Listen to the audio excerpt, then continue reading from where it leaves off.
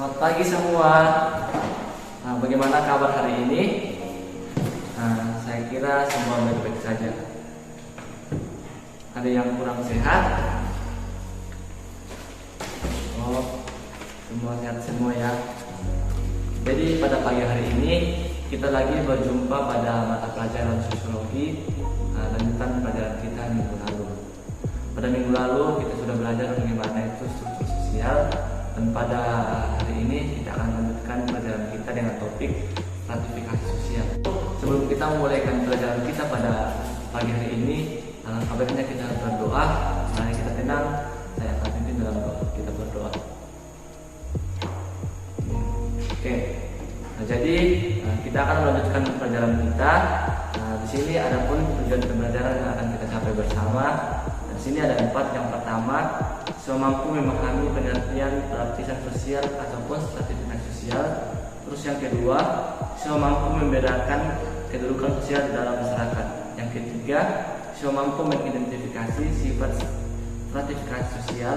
Dan yang terakhir, mampu menjelaskan dasar stratifikasi sosial.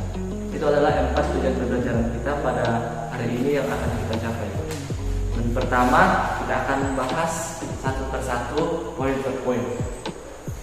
Jadi pertemuan kita pada hari ini kita akan bahas mengenai stratifikasi sosial.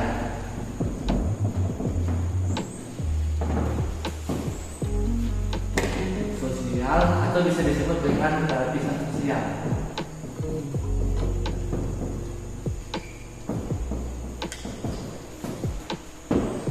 Jadi lapisan sosial ataupun stratifikasi sosial itu sama, cuma katanya yang membedakan. Kira-kira sini sudah paham semua apa itu stratifikasi sosial, atau ada yang tahu apa itu stratifikasi sosial? Jika belum ada, kita jelaskan.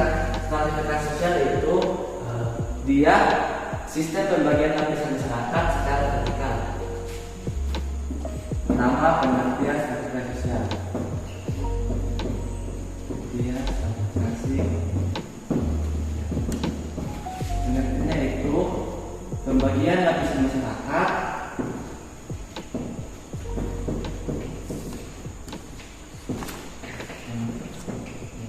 secara vertikal.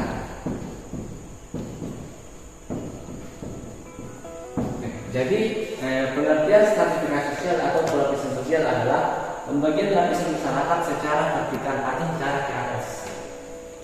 Itu adalah pengertian stratifikasi sosial.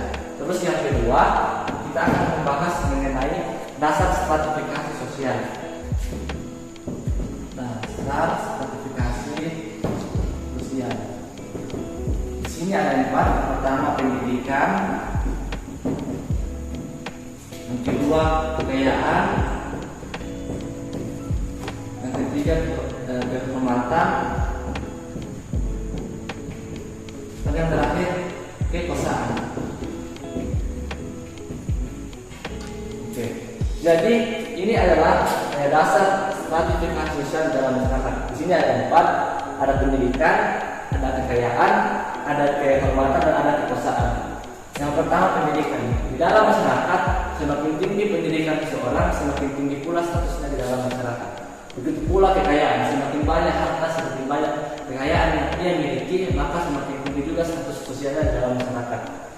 Terus kehormatan, semakin ia memiliki jabatan yang tinggi, semakin ia pula dihormati di dalam masyarakat. Dan yang terakhir kekuasaan, semakin tinggi jabatannya, semakin tinggi kekuasaannya di dalam masyarakat, maka semakin tinggi juga status sosialnya di dalam masyarakat.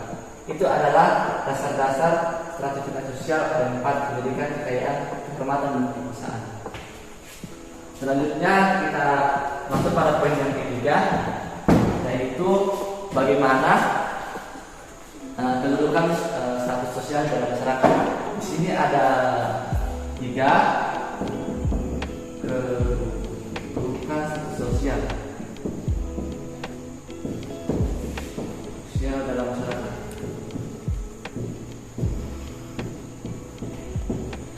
Kedudukan status sosial dalam masyarakat di sini ada 3. Yang pertama atribut status.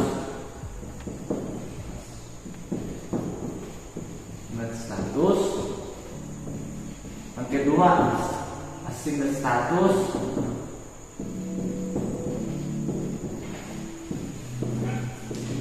Dan yang ketiga asing berstatus.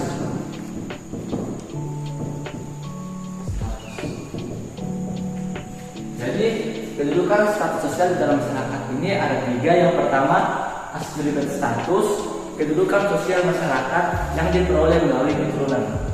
Jadi ini kedudukan sosial, kedudukan sosial yang diperoleh melalui keturunan.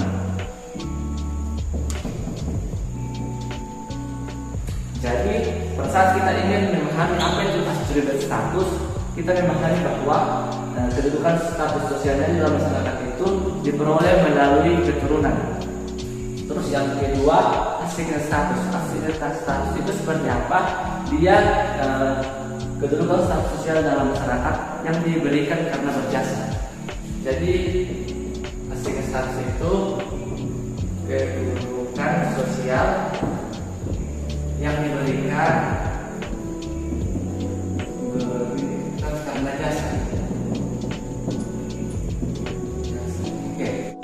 Jadi pada saat kita ingin memahami apa itu asli status adalah kedudukan sosial yang diberikan karena berjasa. Misalnya di dalam masyarakat itu ada seorang pemuda yang sangat berjasa di dalam daerahnya sehingga dia diberikan suatu kehormatan, suatu tanda kehormatan karena ia sangat berjasa di dalam masyarakat. Itu adalah salah satu contoh asli status. Terus yang terakhir asli status dia kedudukan sosial yang diperoleh oleh usaha.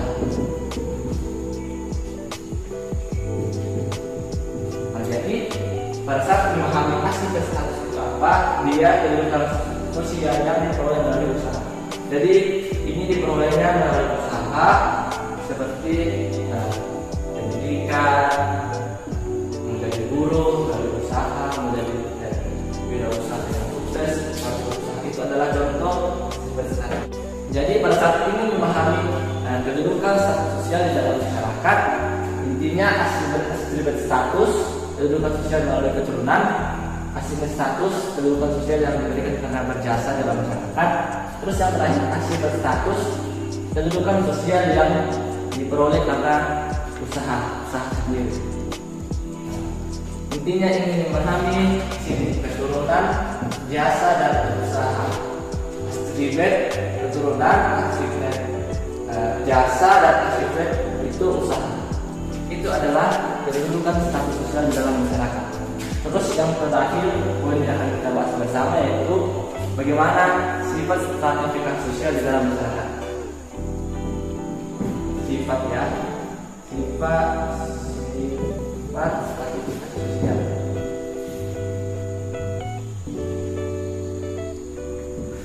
Sifat stratifikasi sosial di sini ada tiga. Yang pertama sifatnya terbuka. Terus yang kedua sifatnya tertutup.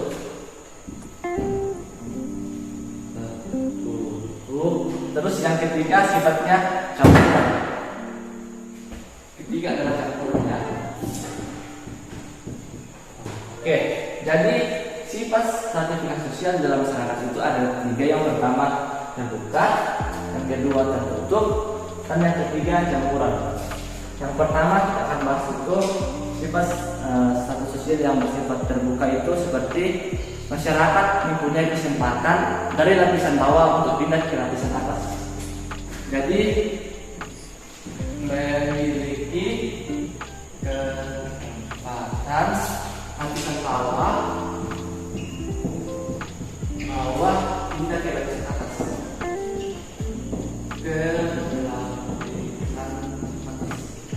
Oke, jadi jelasnya di sini sifat stratifikasi sosial terbuka itu masyarakat memiliki kesempatan dari lapisan bawah untuk pindah ke lapisan atas. Itu adalah sifat stratifikasi sosial yang bersifat terbuka. Contohnya itu melalui pendidikan dan kekayaan. Semakin tinggi status dan kekayaannya, maka semakin tinggi pula lapisannya dalam masyarakat. Terus Yang kedua, sifat yang tertutup itu kebalikan dari terbuka. Tidak memiliki kesempatan lapisan bawah pindah ke lapisan atas. Oke. Jadi jelas dari sini sifat status sudah tertutup tidak memiliki kesempatan dari yang lapisan bawah untuk pindah ke lapisan atas. Contohnya itu seperti sistem kasta dan masyarakat yang feodal. Itu adalah contoh sifat stratifikasi yang tertutup. Dan yang terakhir, campuran secara budaya sistem lapisan tertutup. Jadi secara budaya tertutup, tutup, dan secara ekonomi terbuka.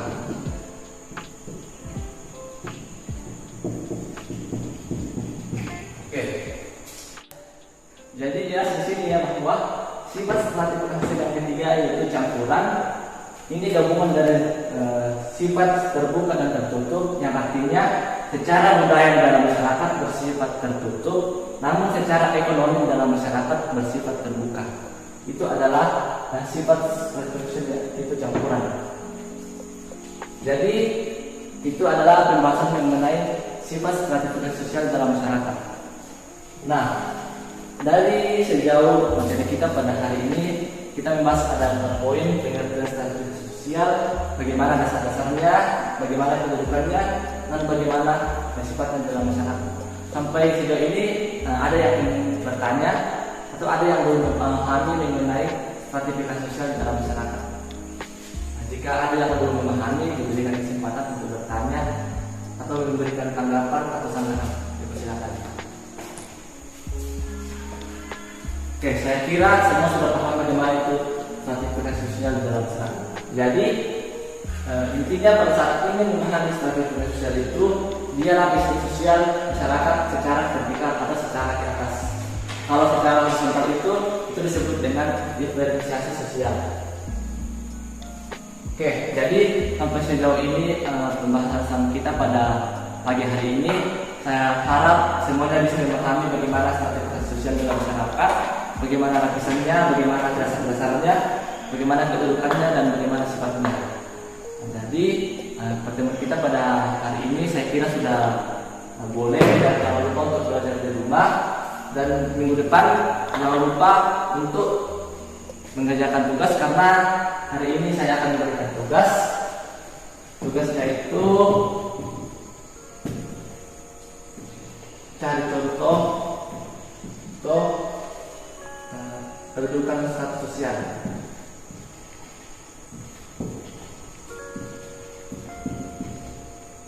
Jadi tugasnya cari contoh kedudukan status sosial dalam masyarakat. Kan ada 3, ada astribat, asignet, dan asisten.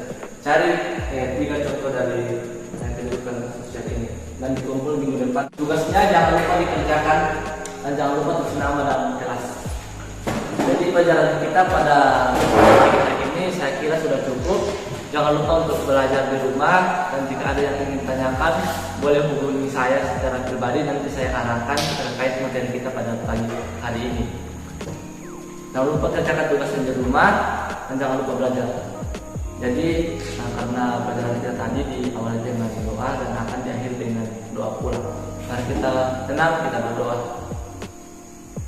Amin. Oke, jadi demikianlah pelajaran kita pada pagi hari ini. Jangan lupa untuk belajar di rumah dan jangan lupa untuk mengerjakan tugas. Sekian dan terima kasih.